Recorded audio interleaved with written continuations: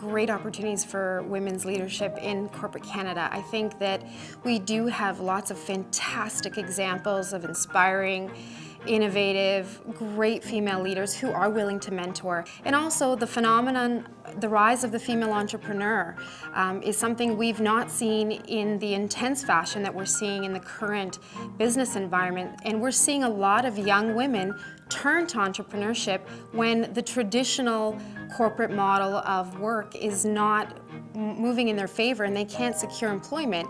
The innovation is incredible. So they're leaders in their own right as a generation, as entrepreneurs, and as innovators. And I think we can all learn from each other.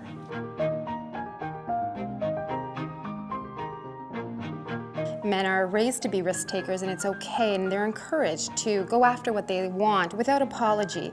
Whereas women, we're always apologizing for wanting to take that next step. And so really our upbringing defines how we feel about risk. And we're not comfortable with risk that has a potential for failure because we feel like we have to explain that failure. Where men, they try, they do well, great, they fail, they move on.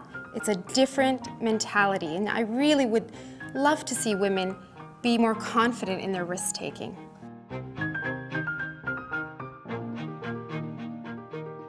There are barriers and obstacles, but there always will be. Whether it's your environment, whether it's the individuals who are your leaders, whatever it is, find a way to define yourself, to be distinct. Find the place where you can really shine and illuminate your particular special skills and passions. Find mentors, and I know we talk about that a lot, but they don't have to be female mentors. A male mentor is a whole different experience. Again, if we're trying to learn from the success of a group that seems to do it better, why not go to them? I mean, the worst is they'll say no, but they might think of you for the next time, and it might be easier.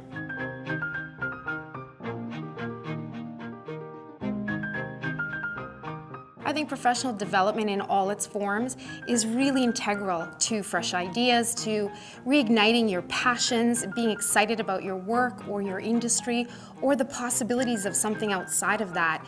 And that kind of inspiration, when you get 100, 130 amazing people in the room, in this case fabulous women in the room, that can't be replicated in the workplace. We're very isolated often in our workplace, so it's really nice to step outside of that and those problems and those encumbrances and be open to fresh ideas, and that's incredibly valuable.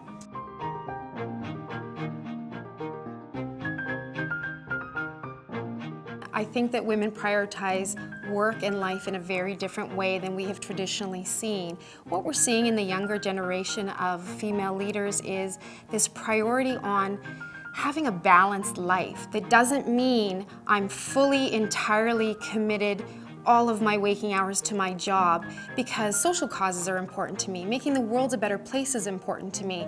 I want to have a family, I want to be able to travel. So the prioritization of everything in the life is very different.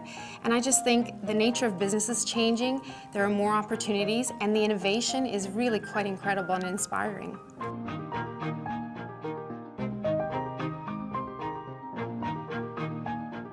If I feel that I'm not tall enough or thin enough or don't wear the right clothes, or today I'm not as smart as I would have liked to have been, let's not dwell there. So say to yourself, what do I do to change that internal voice? How do I change the conversation? For every negative, there's a positive. So if I don't like my clothes, so go out and invest in one really great suit that makes you feel like $1 million and wear that suit when you go and ask for that promotion, raise, time off, whatever it is. Equip your armor.